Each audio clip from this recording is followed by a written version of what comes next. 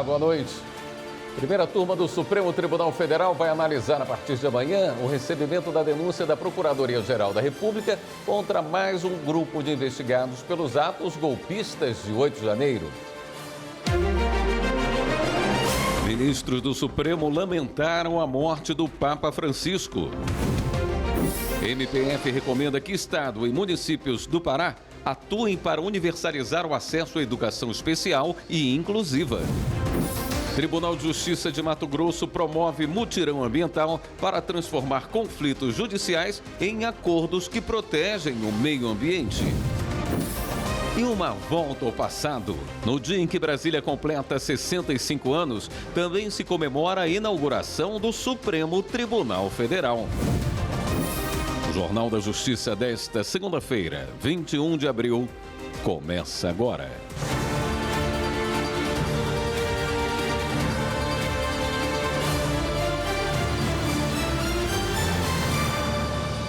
O presidente do Supremo Tribunal Federal, ministro Luiz Roberto Barroso, lamentou a morte do Papa Francisco aos 88 anos nesta segunda-feira. Outros ministros também usaram as redes sociais para prestar homenagens. Repórter Marta Ferreira. Primeiro Papa latino-americano, Papa Francisco marcou pela sua postura de misericórdia, tolerância e acolhimento. Autoridades de vários países prestaram homenagens ao Papa Francisco. O presidente do Supremo, ministro Luiz Roberto Barroso, que esteve com o Papa em maio de 2023, disse que a espiritualidade verdadeira é a expressão do bem, do amor e da paz, com sabedoria, tolerância e compaixão. O Papa Francisco encarnou essas virtudes como poucas lideranças nos dias de hoje, e a elas acrescentou o carisma e a empatia, a compreensão em lugar dos dogmas, num tempo em que há muita escuridão, foi uma luz iluminando a humanidade. A história o reconhecerá como um dos maiores. Já o ministro Flávio Dino afirmou que o Papa Francisco integra com destaque eterno a história da nossa Igreja Católica. Foi um exemplar cristão latino-americano. Em um mundo em que o ódio virou indústria de bilionários, sua pregação de estadista da fraternidade é essencial. Lembro suas tão necessárias palavras. O ministro Gilmar Mendes também prestou homenagem e disse que, diante de um mundo de intolerância e ódio, Francisco nos deixou lições que transcendem a fé: acolher o próximo, semear a inclusão e combater a desigualdade. Seu legado na defesa dos mais vulneráveis o tornou um farol de paz e fraternidade, mesmo nos momentos mais difíceis. Na mesma linha, o ministro Alexandre de Moraes destacou que o Papa Francisco engrandeceu a Igreja Católica e continuará abençoando todos aqueles que têm o dever de manter seu legado de paz e solidariedade ao próximo, independentemente de todas as nossas diferenças pessoais ou religiosas, que nos tornam mais humanos e próximos de Deus. Sua mensagem de amor e sua luta contra o ódio e a discriminação são lições que o mundo jamais esquecerá. O Procurador-Geral da República também se manifestou ao afirmar que é com profunda tristeza que nos despedimos hoje do Papa Francisco. Líder de inestimável grandeza, mostrou a todos o poder da fé inabalável e da importância da defesa da dignidade humana. Sua santidade deixa um legado de amor, humildade e esperança. A passagem de Mário Bergoglio por este mundo foi marcada por gestos de compaixão, palavras de sabedoria e um compromisso irrenunciável com os mais vulneráveis. O Papa Francisco sempre demonstrou coragem, guiando milhões de fiéis com ternura e firmeza. Que seu exemplo continue a inspirar gerações na trilha da justiça, da misericórdia e da paz. Eleito em março de 2013, o Papa Francisco deixa um legado de simplicidade. Sempre defendeu a importância do apoio da Igreja às populações mais carentes. Foi um Papa à frente do seu tempo. Tratou de assuntos como crise climática e diálogo entre as religiões. também se mostrou aberto a debater temas como divórcio, sexo fora do casamento e homossexualidade, permitindo, inclusive, a bênção a casais do mesmo sexo. Sempre preocupado com os conflitos internacionais, o Papa Francisco falou sobre os ataques do dia 8 de janeiro e o enfraquecimento da democracia. Penso alle varie crisi politiche in diversi paesi del continente americano, con il loro carico di tensione e forme di violenza che acuiscono i conflitti sociali. Penso specialmente a quanto accaduto recentemente in Perù e in queste ultime ore in Brasile. Em outubro de 2022, a 4 dias do segundo turno das eleições presidenciais, o Papa Francisco também fez declarações para livrar os brasileiros do clima de ódio. Prego Nossa Senhora Aparecida que protegga e cure al popolo brasiliano, che lo liberi dall'odio, dall'intolleranza e dalla violenza. O Papa Francisco se recuperava de uma pneumonia nos 2 pulmões, quadro que o manteve internado por 38 dias. Há um mês, ele teve alta e estava sob cuidados médicos. O Papa tinha 88 anos e morreu em casa, na cidade do Vaticano. As cerimônias fúnebres vão seguir uma série de ritos e começam nas próximas horas. O corpo será enterrado na Basílica de Santa Maria Maggiore, em Roma. A primeira turma do Supremo Tribunal Federal vai analisar a partir de amanhã o recebimento da denúncia da Procuradoria-Geral da República contra mais um grupo de investigados pelos atos golpistas de 8 de janeiro. Estão previstas 3 sessões, 2 nesta terça-feira e 1 na quarta. A reportagem é de Evelyn Araújo. A denúncia foi apresentada pela Procuradoria-Geral da República em fevereiro contra 34 pessoas, incluindo o ex-presidente da República Jair Bolsonaro e ex-ministros, investigados no inquérito que apurou a tentativa de golpe de Estado. A PGR dividiu a denúncia em 5 grupos. Serão analisadas as acusações contra o chamado Núcleo 2, que tem 6 acusados. O delegado Fernando de Souza Oliveira, ex-diretor de operações do Ministério da Justiça, Felipe Garcia Martins Pereira, ex-assessor para assuntos internacionais da Presidência da República, Coronel da Reserva Marcelo Costa Câmara, ex-assessor da Presidência da República, delegada Marília Ferreira de Alencar, ex-diretora de inteligência do Ministério da Justiça, General da Reserva Mário Fernandes, ex-secretário executivo da Secretaria-Geral da Presidência, e Silvinei Vasques, ex-diretor-geral da Polícia Rodoviária Federal. Segundo a Procuradoria-Geral, esse grupo teria atuado no planejamento de ações, como o uso de forças policiais para sustentar a permanência ilegítima do então presidente Jair Bolsonaro no poder. Também teriam coordenado ações para monitorar autoridades públicas e participado da elaboração do suposto projeto do decreto do golpe. Eles são acusados de tentativa de golpe de Estado, tentativa de abolição violenta do Estado Democrático de Direito, organização criminosa armada, dano qualificado e deterioração de patrimônio tombado. O presidente da primeira turma, ministro Cristiano Zanin, reservou 3 sessões para a análise da denúncia do Núcleo 2. Nesta fase, os ministros avaliam se há indícios suficientes para a abertura ou não de uma ação penal. Caso a primeira turma decida por receber a denúncia, os investigados se tornarão réus. Se a denúncia não for aceita, o inquérito será arquivado. Ministro Alexandre de Moraes negou o pedido de Felipe Martins para circular em Brasília durante o julgamento na primeira turma do Supremo Tribunal Federal. Repórter João Pedro Melo. A decisão foi tomada após os advogados de Felipe Martins pedirem uma ampliação de uma outra medida do relator, o ministro Alexandre de Moraes, que autorizava que Martins acompanhasse o julgamento presencialmente, mas com a condição de que ele se desloque apenas entre o aeroporto, o hotel e o STF. Com isso, o ex-assessor da Presidência da República pediu para percorrer outros pontos da cidade. A primeira turma do Supremo Tribunal Federal analisa, em sessões nesta terça e quarta-feira, a denúncia da Procuradoria-Geral da República contra o próprio Felipe Martins e outras 5 pessoas que são acusadas de fazerem parte do chamado Núcleo 2 da organização criminosa, que teria articulado uma tentativa de golpe de Estado. Martins trabalhou como assessor do Palácio do Planalto na gestão de Jair Bolsonaro, que já virou réu pela mesma acusação após aceitação de denúncia, também na primeira turma do STF. No texto, o ministro Alexandre de Moraes justificou que a autorização para acompanhar o julgamento é uma excepcional alteração da situação do denunciado, em respeito ao princípio da ampla defesa, mas não significa uma verdadeira licença para fazer turismo ou atividades políticas em Brasília, uma vez que o denunciado está cumprindo medidas cautelares diversas de prisão. Em outro ponto, Moraes destacou que todas as demais cautelares continuam em vigor. Ele ressaltou mais uma vez que não deverão ser realizadas ou divulgadas imagens do julgamento ou do deslocamento de Martins, mesmo que por terceiros, sob pena de multa e conversão imediata em prisão.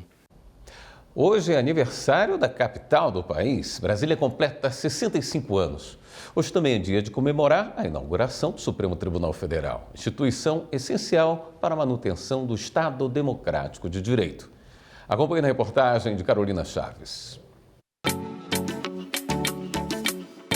Bem no coração do Brasil, uma cidade planejada, símbolo de ousadia e modernidade. Brasília, a capital federal, completa 65 anos hoje.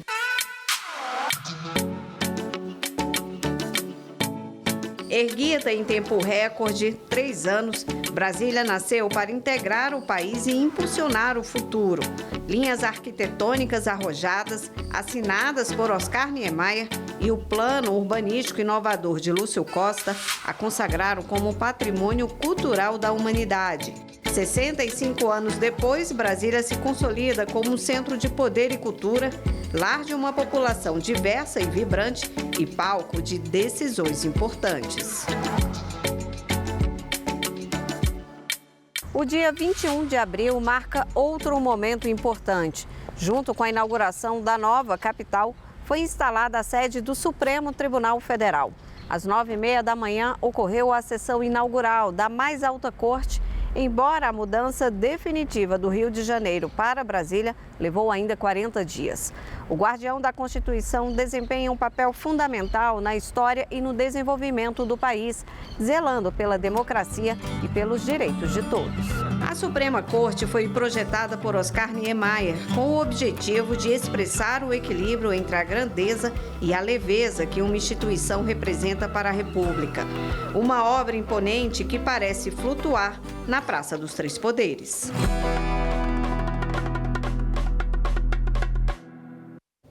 Daqui a pouco, os acusados de assassinar a estudante Roberta Dias em Alagoas vão ser levados a júri popular no dia 26 de abril.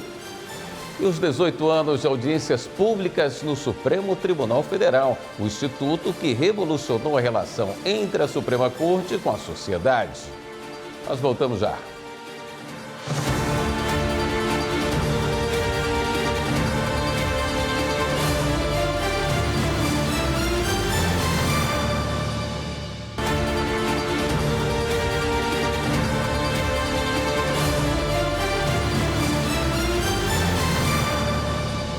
Os acusados de assassinar a estudante Roberta Dias vão ser levados a júri popular no dia 26 de abril. A menina, que estava grávida, desapareceu em 2012 e teve a ossada encontrada 9 anos depois no Pontal do Peba, em Piaçabuçu, Alagoas. Respondem por homicídio duplamente qualificado, ocultação de cadáver e aborto provocado por terceiro, Merijane Araújo Santos e Carlo Bruno Pereira Tavares, mãe e amigo do pai do filho que Roberto estava esperando. O Superior Tribunal de Justiça considerou válido o testamento de uma viúva por entender que, não havendo provas em contrário, deve prevalecer a presunção de capacidade da pessoa que fez o testamento para decidir sobre a divisão do patrimônio dela. Repórter Jéssica Castro. O caso julgado envolveu familiares não contemplados por uma herança que ajuizaram uma ação em 2009 para questionar a capacidade mental da mulher que fez o testamento. A família alegou que a mulher já havia elaborado 6 testamentos ao longo dos anos e que houve vício formal na elaboração do documento, que foi lavrado por uma servidora do cartório que não era tabeliã. O Tribunal de Justiça de Goiás anulou o testamento por entender que a testadora estava incapaz quando elaborou o documento. No STJ, o caso foi julgado pela 4ª turma, sob relatoria do ministro Antônio Carlos Ferreira.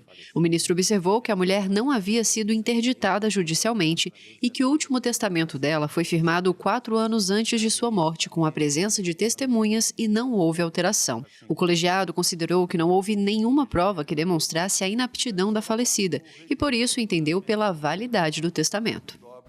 Há 18 anos, o Supremo Tribunal Federal promove audiências públicas. Foram 43 até agora, sobre os mais variados temas, como interrupção de gravidez de feto anencéfalo, financiamento de campanhas eleitorais e sistema prisional. Especialistas e representantes da sociedade civil são ouvidos, contribuindo assim para a ampliação do debate constitucional. O Instituto revolucionou a relação entre a Suprema Corte com a sociedade para julgamento de temas complexos. Confira na reportagem de Marta Ferreira. 20 de abril de 2007. A data entrou para a história do Supremo Tribunal Federal porque neste dia a população brasileira passou a ter voz ativa nas decisões mais polêmicas da Corte, por meio das audiências públicas. A primeira foi convocada pelo ministro Aires Brito. Seria de grande proveito recorrer à própria sociedade, notadamente pelos setores dominantes do tema, um tema especializadíssimo. Seria uma oportunidade de a sociedade contribuir para a prolação de decisões judiciais no âmbito do próprio Supremo Tribunal Federal. E deu certo. Foi um sucesso a audiência. Com transmissão ao vivo pela TV Justiça e Rádio Justiça, a audiência tinha como foco a Lei de Biossegurança. O ministro Aires Brito reuniu 17 especialistas, entre médicos, pesquisadores, biólogos, professores universitários, religiosos e representantes da sociedade civil para debater todos os aspectos que envolviam a liberação das pesquisas em células-tronco extraídas de embriões humanos. O ministro Aires Brito relembra de alguns momentos marcantes daquela audiência. Subiu à tribuna uma mulher, uma Maiana Zatzi, uma cientista, uma pesquisadora. Ela disse: olha, eu quero dar um depoimento, sou a favor do uso das células-tronco embrionárias para fins exatamente de pesquisas científicas e terapia humana. E eu vinha tratando uma menina, uma guria, de 8, 10 anos, em São Paulo, 8 anos, se não me engano, 8 anos de idade. E ela uma vez me telefonou dia de sábado, disse: doutora, aqui é fulana de tal, a senhora pode vir até o hospital conversar comigo? E ela foi, atendendo ao chamado da paciente, uma pequena paciente paraplégica, de 8 anos mais ou menos. Quando chegou lá, a menininha sentada na sua cadeira de rodas disse para ela: doutora, eu mandei chamar a senhora aqui ao hospital, dia de sábado, para lhe dizer o seguinte: porque a senhora sugeriu o seguinte para o meu próprio tratamento, por que a senhora não abre um buraco nas minhas costas e põe dentro dele uma bateria para que eu possa andar como as minhas bonecas? Um mês depois da primeira audiência pública aqui na primeira turma, o Supremo acolhia por maioria o voto do relator, que foi favorável à Lei de Biossegurança da maneira como foi aprovada pelo Congresso. Na prática, foram liberadas as pesquisas com as células-tronco embrionárias. Para Aires Brito, essa primeira convocação promoveu uma aproximação maior do Supremo com a sociedade civil e com a comunidade científica. A iniciativa ganhou logo a aprovação dos demais ministros. Era uma providência, um recurso processual que nós não havíamos utilizado até então, embora previsto em lei. E, doravante, tudo será diferente. Uma nova fronteira de colaboração entre a sociedade e o sociedade civil e o próprio Supremo, uma nova fronteira se abre. O ministro Gilmar Mendes disse ao meu ouvido: você acertou em cheio. Regulamentadas em 2009, as audiências públicas passaram a fazer parte da rotina da Corte. Representantes de segmentos da sociedade civil, especialistas, entidades de classe do governo expõem seus argumentos no intuito de auxiliar os votos dos ministros. Nesses 18 anos foram promovidas 43 audiências públicas. Entre os temas, importação de pneus usados, interrupção de gravidez de feto anencéfalo, regime prisional, financiamento de campanhas eleitorais, novo Código Florestal, Marco Civil da Internet, interrupção voluntária da gestação, redução da letalidade policial, juiz das garantias, população em situação de rua no Brasil, modelo da escola cívico-militar, impactos das apostas online no Brasil e vínculo empregatício entre motoristas e aplicativos. A manifestação de opiniões técnicas, políticas, científicas, econômicas e jurídicas ajuda a embasar as decisões sobre matérias complexas. Tanto o presidente da Corte quanto o relator têm competência para convocar uma audiência pública. A partir daí, as inscrições são abertas e qualquer pessoa pode participar. Nesses 18 anos, as audiências públicas contribuíram para a democratização e a legitimação das decisões do tribunal, promovendo assim uma participação efetiva da sociedade civil com a ampliação do debate constitucional na Corte Suprema. Daqui a pouco, Justiça proíbe Procon de fazer fiscalizações em missas no Cristo Redentor, no Rio de Janeiro. Embarcações e motores usados no garimpo ilegal são destruídos em Rondônia. Nós voltamos já.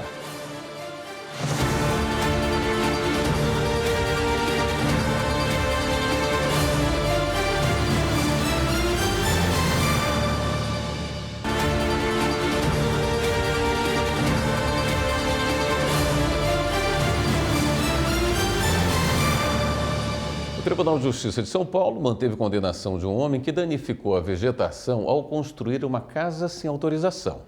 Acompanhe na reportagem de Carolina Chaves. O homem construiu, sem licenciamento ambiental, uma casa de alvenaria, lago e piscina em um terreno localizado em uma área de proteção de mananciais em Mogi das Cruzes, São Paulo. Ele foi condenado em primeira instância por danificar e impedir a regeneração natural da Mata Atlântica. O Tribunal de Justiça de São Paulo negou o pedido de absolvição pelo princípio da insignificância e manteve a condenação. Mas a pena imposta pela primeira instância foi redimensionada pelo baixo grau de escolaridade do réu, como prevê a Lei de Crimes Ambientais. Assim, a pena de 1 ano e 6 meses de detenção foi substituída por prestação pecuniária no valor de um salário mínimo e prestação de serviços à comunidade. O Tribunal de Justiça de Mato Grosso e parceiros fizeram pela primeira vez um mutirão ambiental, voltado exclusivamente às ações que tramitam em segundo grau, a fim de transformar conflitos judiciais em acordos que protegem o meio ambiente. Veja na reportagem de Laura Meirelles. O diálogo também é uma alternativa para os processos que envolvem autuações ambientais. Pela primeira vez, o Tribunal de Justiça de Mato Grosso, em parceria com o Ministério Público Estadual, Procuradoria-Geral do Estado e Secretaria de Estado de Meio Ambiente, realizou um mutirão ambiental voltado exclusivamente às ações que tramitam em segundo grau. A ideia é transformar conflitos judiciais em acordos que protegem o meio ambiente e recuperam áreas degradadas. E hoje nós sabemos que o meio ambiente é assunto bastante sensível mundialmente e, por outro lado, nós temos a característica, a peculiaridade do nosso estado, que ele é um estado do agronegócio. A visão maior dessa conciliação é a conscientização do uso adequado do meio ambiente. Todos ganham, todos podem sair de uma forma satisfatória, que não lhe impeça de continuar o desenvolvimento dos seus trabalhos, que solucione os problemas judiciais, que solucione os problemas financeiros e, ao mesmo tempo, que você não abra mão de proteger o meio ambiente como ele deve ser protegido.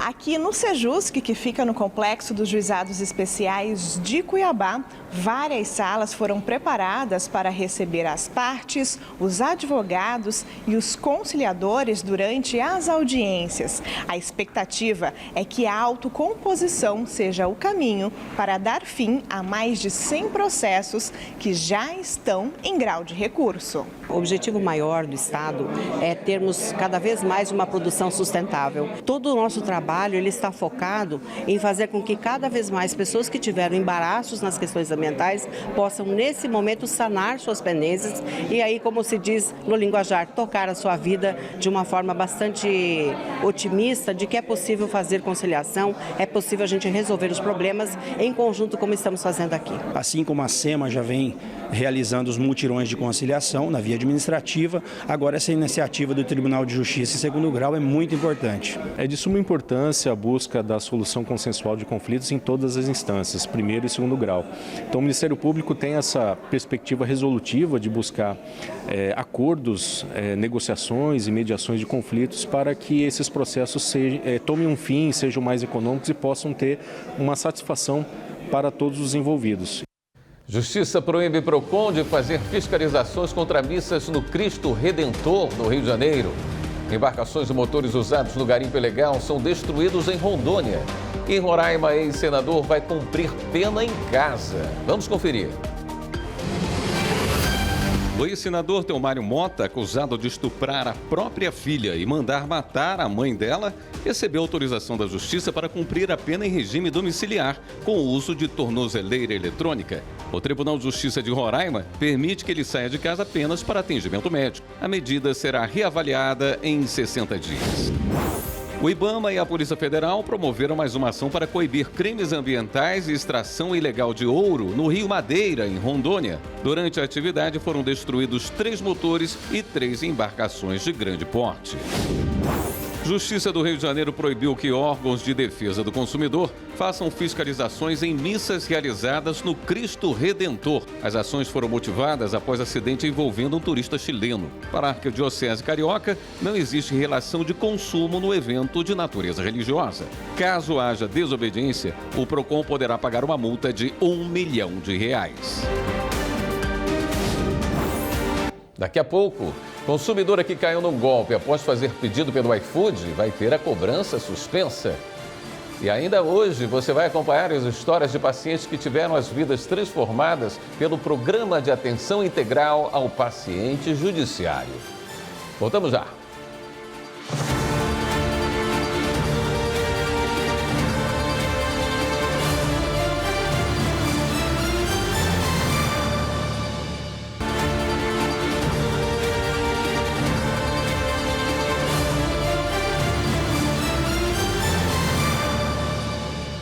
O Supremo julga em plenário virtual se reconhece ou não repercussão geral em um processo que envolve pedido de reintegração de uma pessoa com mais de 75 anos.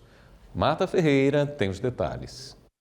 O caso concreto diz respeito a uma empregada pública de Pernambuco que foi aposentada compulsoriamente por ter completado 75 anos de idade. Ela entrou na justiça para que fosse reintegrada, mas acabou não conseguindo. O Tribunal Regional do Trabalho da 5ª Região negou o pedido. A decisão foi baseada na Emenda Constitucional 103 de 2019, que passou a prever a aposentadoria compulsória também para empregados públicos. A mulher, então, recorreu ao Supremo e o recurso está em análise no plenário virtual. Nessa primeira fase, os ministros analisam se o tema em discussão deve ter repercussão geral reconhecida, ou seja, se a decisão que for tomada nesse caso específico servirá de parâmetro para processos semelhantes em discussão em outras instâncias. O relator é o ministro Gilmar Mendes. Ele entende que a discussão não se restringe ao caso concreto e, por isso, reconheceu que a matéria tem, sim, repercussão geral.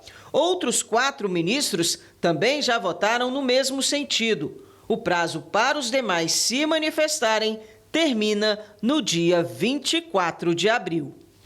Uma consumidora que caiu num golpe após fazer pedido pelo iFood vai ter a cobrança suspensa. A cliente foi surpreendida com notificações de 2 transações do cartão de crédito que somaram R$12 mil. A decisão é da Justiça de Goiás. Evelyn Araújo.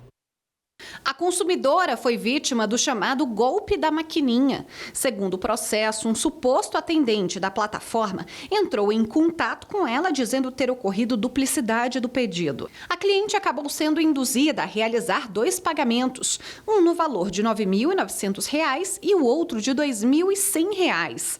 A mulher pediu ao Tribunal de Justiça de Goiás a suspensão das cobranças. Além de atender ao pedido, o Judiciário goiano também determinou que a consumidora não tenha um nome inscrito em órgãos de proteção ao crédito por causa do golpe. Após os herdeiros ficarem em silêncio sobre a inclusão de uma dívida no testamento, o Superior Tribunal de Justiça decidiu que a concordância deles com o pagamento da dívida precisa ser manifestada de forma expressa. Acompanhe na reportagem de Marina Campos. O entendimento foi adotado pelo colegiado ao julgar um processo em que, depois da morte de um homem, 2 empresas pediram para que fosse incluído no inventário uma dívida de R$ 608 mil, a ser paga com parte da herança. O juiz responsável pelo inventário intimou os herdeiros para dizer se concordavam, mas eles não se manifestaram e, por isso, a Justiça, em primeiro grau, indeferiu o pedido das empresas sob o argumento de que a ausência de manifestação dos herdeiros inviabilizava o processamento do pedido no inventário, tornando necessária a ação autônoma. O Tribunal de Justiça do Paraná manteve essa decisão e coube ao STJ resolver se esse silêncio pode ser entendido como concordância tácita dos herdeiros. No recurso ao STJ, as empresas alegaram que a omissão dos herdeiros não poderia ser interpretada como discordância e que apenas uma negativa expressa justificaria a remessa do pedido às vias ordinárias. O relator do recurso, o ministro Ricardo Vilas Boas Cueva, afirmou que o consenso das partes interessadas em torno do reconhecimento da dívida é condição essencial à habilitação. E, havendo dissenso, configura-se uma lide e a disputa deve ser resolvida em foro próprio por meio de ações específicas, como cobrança ou execução de título extrajudicial. Com isso, a terceira turma decidiu, por unanimidade, que a concordância dos herdeiros para a habilitação de crédito em inventário deve ser expressa e inequívoca. Daqui a pouco, o Ministério Público Federal recomenda que Estado e municípios do Pará atuem para universalizar o acesso à educação especial e inclusiva. Você vai acompanhar as histórias de pacientes que tiveram as vidas transformadas pelo Programa de Atenção Integral ao Paciente Judiciário. Voltamos já.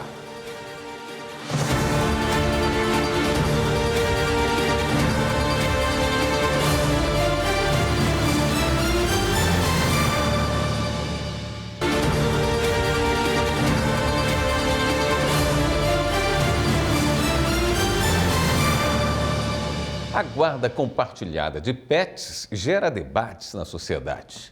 Quando o casal se separa, o bicho de estimação deve ficar com quem? Apesar de ainda não haver uma legislação específica sobre o assunto, há uma saída para solucionar a questão.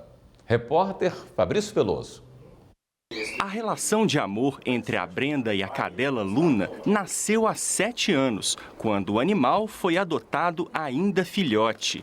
Com o tempo, a pet passou a ser tratada como filha pela advogada e pelo ex-marido.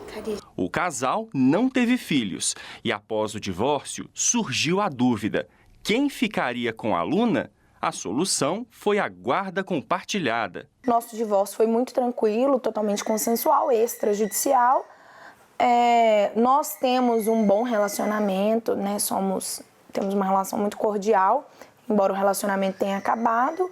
Então, na nossa cabeça não tinha outra solução, porque eu não ia abrir mão dela, ele também não existia a possibilidade de um de nós dois deixar de conviver com ela. Então, foi muito natural pra gente, e assim, estamos nesse formato há 5 anos, funciona super bem, não tem regras pré-estabelecidas, não tem, ela fica comigo de tal dia a tal dia. É tudo conforme a demanda. A advogada conta que tudo foi decidido em comum acordo, inclusive o tempo em que o bichinho deve ficar com ela e com o ex-marido. Hoje, a aluna divide a rotina entre 2 casas. Ela fica mais com ele hoje, até porque ele tem mais disponibilidade de tempo e mais espaço do que eu. Eu trabalho muito, tenho uma rotina, acabo viajando bastante a trabalho também, então dessa forma funciona melhor. Casos como o da Brenda ainda são um desafio para a justiça brasileira. Afinal, hoje não existe uma lei que trata especificamente sobre a guarda compartilhada de animais. Mas a pergunta que fica é, no caso de uma separação conjugal, quem deve ficar com o bichinho de estimação? Para a desembargadora do TJMG, Tereza Cristina, a decisão ainda se baseia no conceito de propriedade, aplicado a bens e objetos. Animal no direito brasileiro é bem. Então, bem significa propriedade. Quem é dono? No direito brasileiro, se nós formos usar a letra fria da lei, né? É aquele que consta, quando é animal de raça, aquele que consta, né, do pedigree do animal, né, como sendo dono. Atualmente, tramita no Congresso Nacional o projeto de lei 1806, apresentado no ano passado, que propõe incorporar no Código Civil Brasileiro um novo artigo. De acordo com o texto, com o fim do relacionamento conjugal, os animais de estimação seriam confiados a um ou a ambos os cônjuges, considerando os interesses deles, dos filhos do casal, além do bem-estar do animal.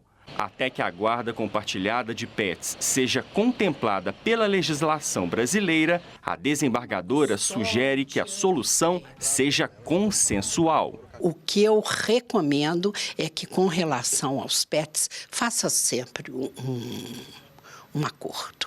Aliás, eu recomendo acordo em todas as circunstâncias. Não adianta vir para o judiciário e permitir que um terceiro, que é o juiz, resolva sobre a vida familiar do casal. Eu acredito que nós precisamos hoje, sim, de uma fundamentação legal mais robusta e concreta e efetiva para tirar as pessoas dessa insegurança jurídica. Porque, de fato, ainda é muito subjetivo, né? Pode ter juízes que entendem que é absolutamente plausível, mas pode ter quem entenda que não tem fundamentação legal para uma decisão dessa.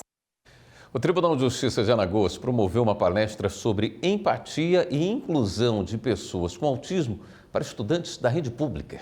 Repórter Lídia Lemos. Alunos de 4 escolas da rede pública, estadual e municipal e profissionais da educação estiveram no Pleno do Tribunal de Justiça para mais uma ação do programa Cidadania e Justiça na Escola. O tema discutido dessa vez pelo PCJE foi o autismo. A palestra ministrada pela psicóloga Wiliara Gomes apresentou os variados tipos do espectro e destacou sobre como promover a inclusão dessas pessoas diagnosticadas com transtorno. O objetivo hoje foi trazer um pouco de conscientização para eles a respeito do transtorno do espectro do autismo e fazer eles pensarem nas estratégias para incluir essas pessoas no dia a dia deles, tanto na escola, como na família, como na sociedade no geral.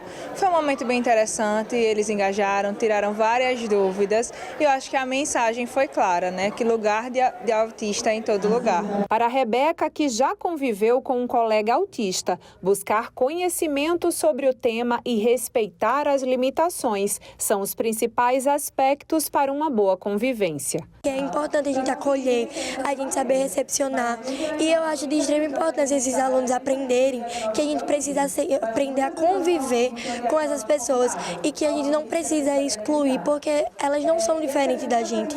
Elas podem ter um aprendizado diferente. Eu aprendi bastante, até anotei algumas coisas que eu não tinha conhecimento ainda, mas agora eu tenho e eu vou levar isso para a minha vida. E eu espero que os alunos que estão aqui hoje também levem isso para a vida deles e que eles possam aprender a conviver e a respeitar essas pessoas que têm o aspecto autista. A professora Mítia Rizzi relata que a inclusão escolar ainda é um grande desafio e reforça que discutir sobre a temática é a melhor forma para sensibilizar os colegas e conseguir avanços significativos. A integração dos alunos que têm autismo ainda é uma dificuldade e isso se manifesta nas atitudes dos colegas, com a exclusão, por exemplo, de atividades em grupos.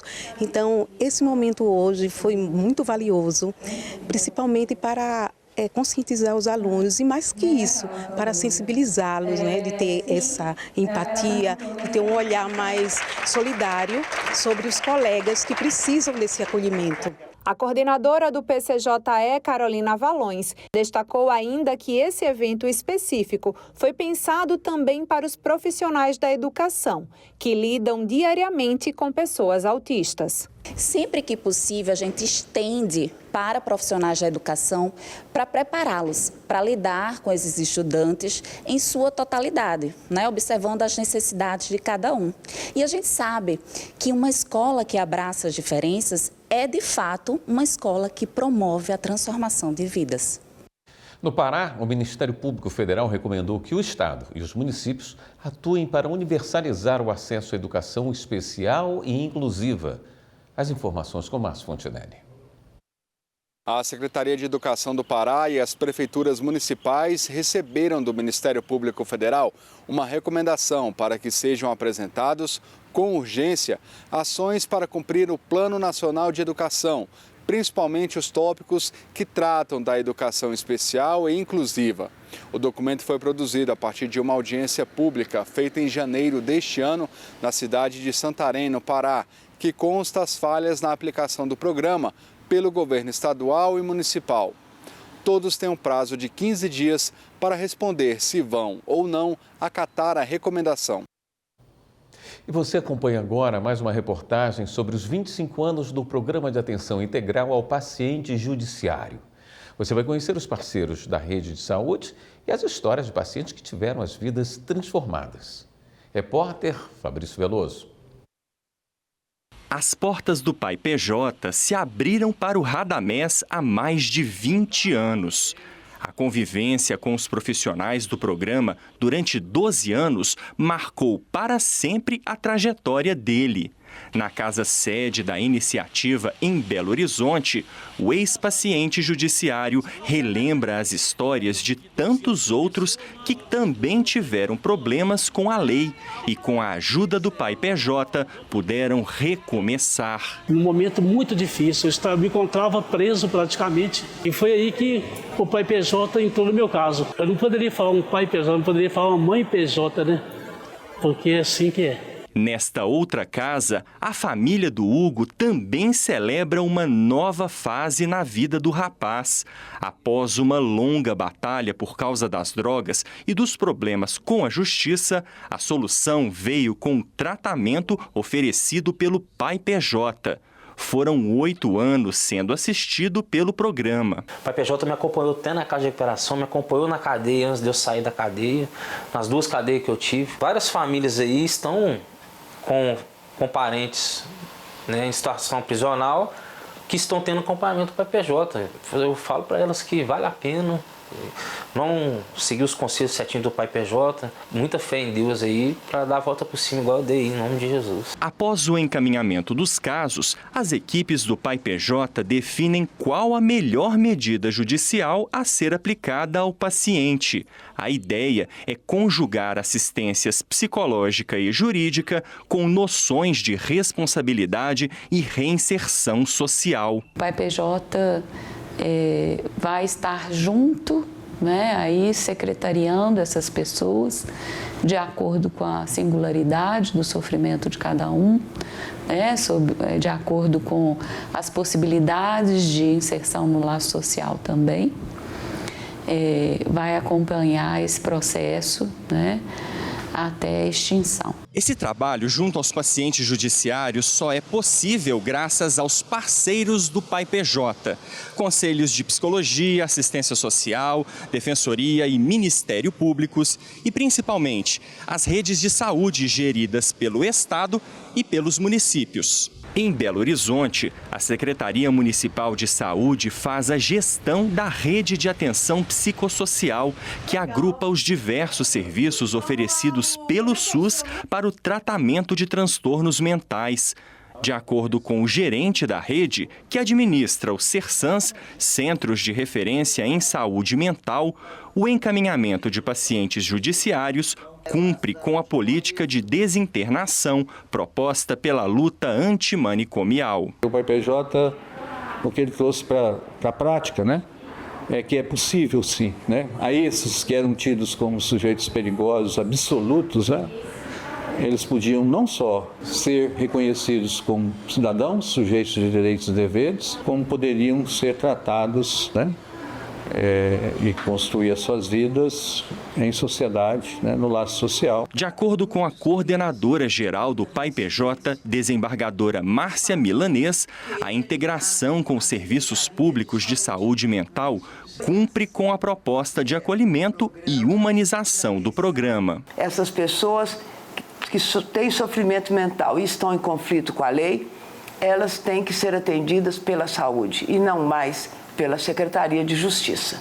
Elas não necessitam de policiais penais, necessitam de médicos, necessitam de assistente social, necessitam de enfermeiros e psicólogos. A periculosidade é uma consequência da segregação, da falta de tratamento, da falta de cuidado, de não escutar, não ter sensibilidade para o sofrimento do outro, porque o sujeito conta que está sofrendo, ele avisa que ele está sofrendo.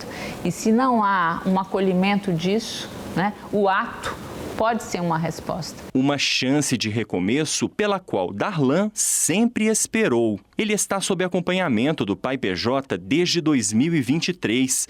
Foi encaminhado pelo programa a esta incubadora de iniciativas de economia solidária da Rede de Atenção Psicossocial de BH. Hoje, ajuda na confecção de peças, que são vendidas em bazares de ONGs da capital. Oportunidade para tecer uma nova história. Fui bem tratado aqui, não fui bem recebido. Além de ser um trabalho para a gente, um serviço, é uma terapia, né? Terminamos esta edição do Jornal da Justiça com imagens da capital do país, que completa 65 anos. Parabéns, Brasília! E para você, uma boa noite e até amanhã.